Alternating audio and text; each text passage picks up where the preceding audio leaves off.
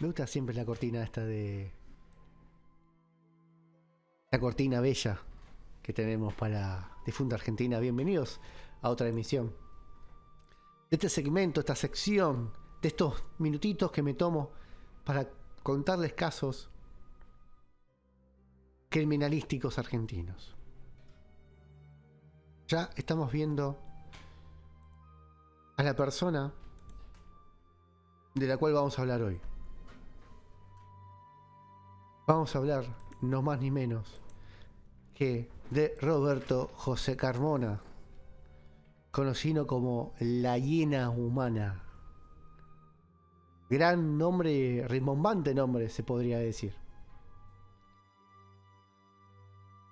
¿Qué sabemos de la vida de Roberto?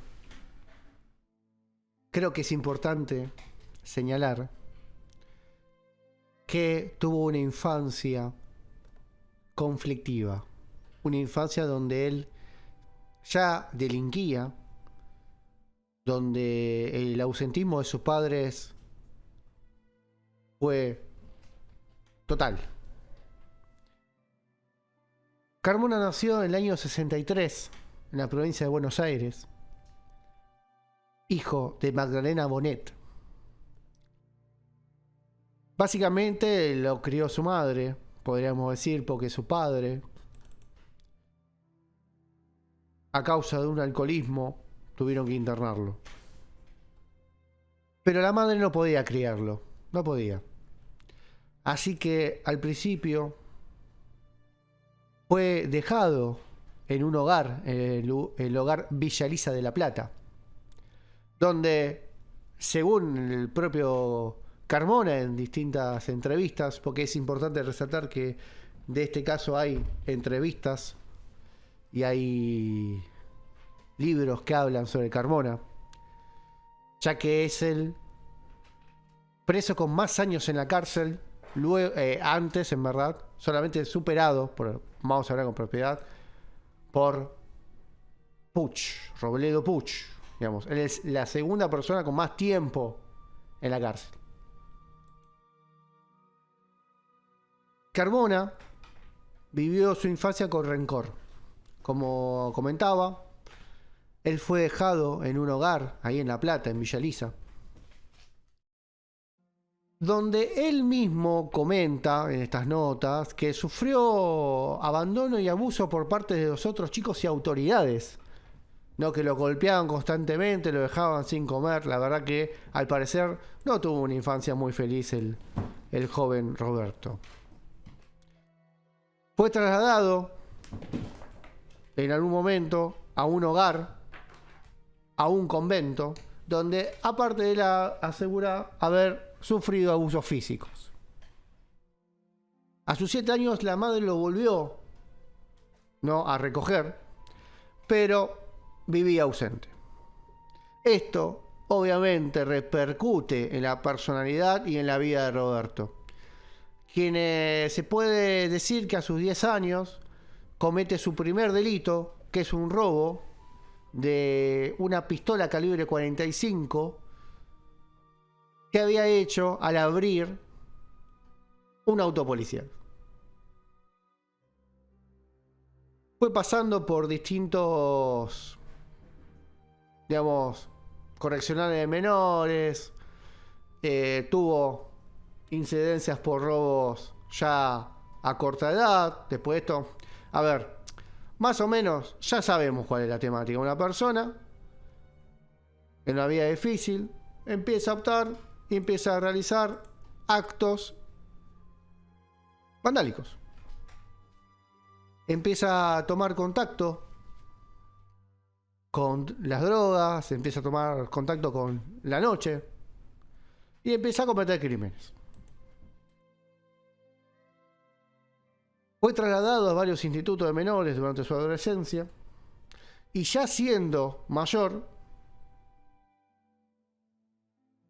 fue a parar a distintas cárceles, como la cárcel de Olmos, como a Sierra Chica, como a San Nicolás, como la cárcel de La Plata y de Junín. Hasta que en el 82 fue condenado por robo calificado, privación de la libertad y tenencia de drogas, pero fue liberado en el 86, unos días antes de cometer su primer y tan recordado primer asesinato. Esto se da en 14 de enero del 1986, cuando conducía su Taunus por Villa Carlos Paz, y ahí al costado de la Ruta 20 ve un grupo de jóvenes que venían de viaje y que habían sufrido un desperfecto mecánico en su auto. Ahí se acerca en una primera instancia con la intención, o por lo menos se presenta con la intención de ayudarlos, cosa que obviamente es todo falso. Los apunta con una pistola, les roba sus pertenencias, y a la chica que estaba con ellos, a Gabriela Seppi, una adolescente que estaba en este grupo, la fuerza al subir al Taunus, la viola reiteradas veces y la termina matando de un disparo. ¿Dónde? Ya lejos. Donde más o menos se calcula ahí aproximadamente en la zona de Toledo, de Villa María. Él viaja.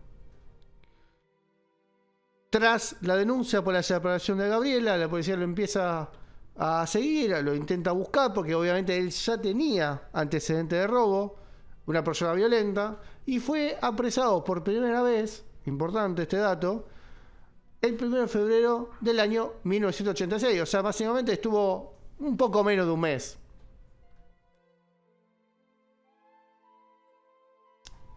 ¿Qué pasó? ¿Cómo es que lo agarraron? Y estaba robando. ¿A quién le había robado? A un taxista, ahí por General Pacheco, quien había secuestrado, de hecho, a un taxista y a una familia para robarles.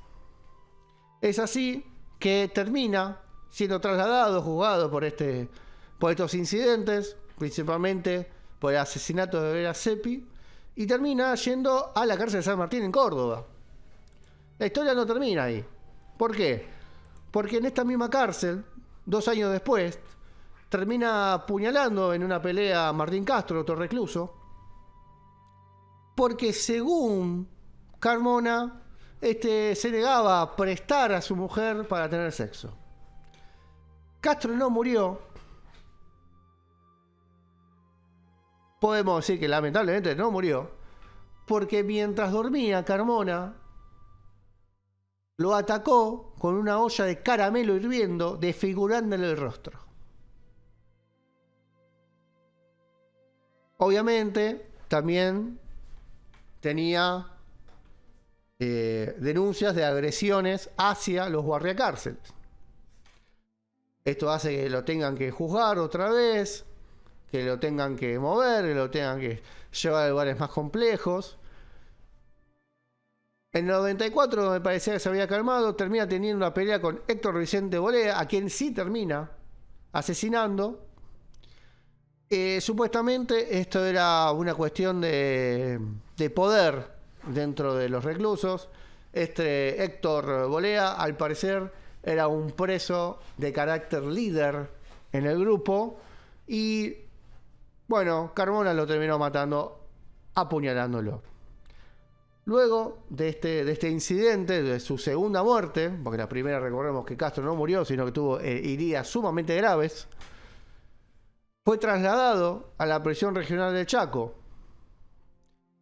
donde volvió a tener un conflicto en el 97, donde terminó asesinando, clavándole un palo de escoba en el pecho a Demetrio Pérez Araujo.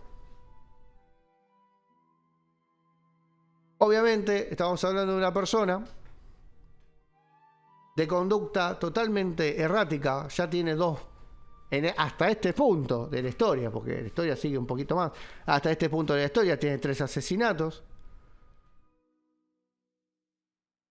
Y obviamente su condena fue extendiéndose. Por eso, no por nada, es la segunda persona con más años en lo que se conoce como reclusión. algo importante, que al parecer, luego de esta época, se va, entre muchas comillas, calmando. Es así que él termina teniendo una relación con una mujer que visitaba a su hijo ahí en el penal de Resistencia de Chaco. Termina teniendo una relación, se termina casando en la cárcel. Y consigue que el juez le otorgue la posibilidad de ser trasladado eventualmente a Córdoba, de donde es oriunda su pareja, para tener las visitas conyugales correspondientes. Parecía que era como una historia de amor que uno empezaba, viste, a cerrar, ¿no? Digo, bueno, se casa, se queda tranquilo. No.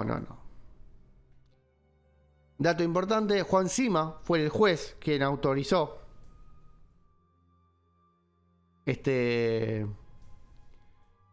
estas salidas transitorias, ¿no?, hacia la casa de su pareja. Lo curioso es que Carmona, la historia de Carmona, obviamente, por los años de prisión que tenía que estar un buen tiempo en las cárceles. Pero ¿qué pasó? Hace no mucho, y cuando me refiero a hace no mucho, me refiero a hace finales del año pasado, ahí por el 13 de diciembre, cuando Argentina estaba jugando contra Croacia, él había sido trasladado a la casa de su pareja. Había dicho que se sentía medio cansado y que bueno, se iba a acostar. Los policías estaban distraídos viendo el partido. Esto fue, insisto, 2022, el año pasado. Él ya había tenido varios años de visita, ¿no?, de traslado a la casa de su pareja. Increíble, una persona así tenga esa posibilidad de hacerlo. Y aprovechó el momento y se escapó. Se escapó, paró a un taxista.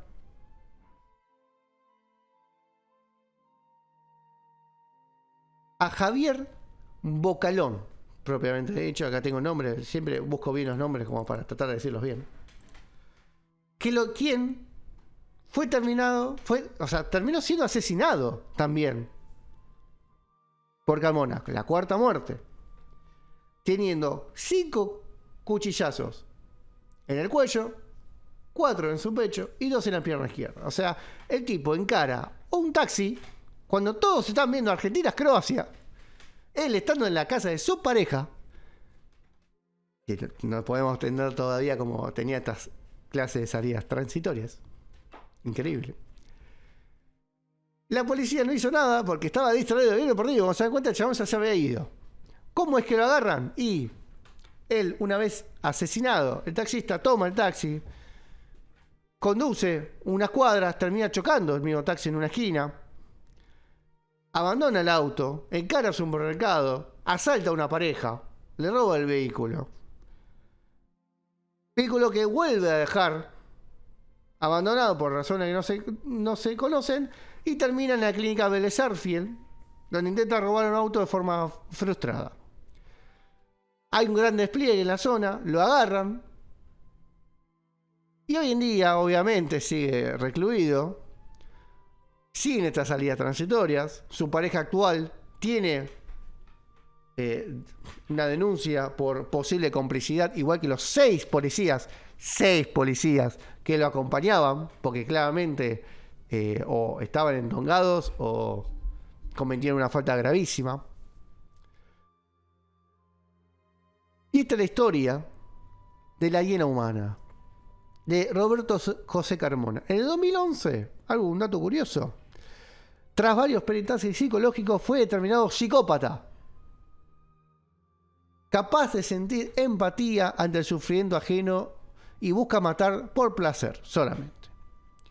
Cuando le preguntaron por qué se había escapado, ¿no? Porque, a ver, una persona que tiene varias denuncias, varios casos comprobados, de pronto tiene la posibilidad de tener visitas transitorias a una pareja, todo lo que vos quieras. ¿Qué pasó? Preguntaron, ¿por qué? ¿Por qué hiciste lo que hiciste al final? ¿No? ¿Por qué escapaste? Y me pintó hacerme el loco, dijo.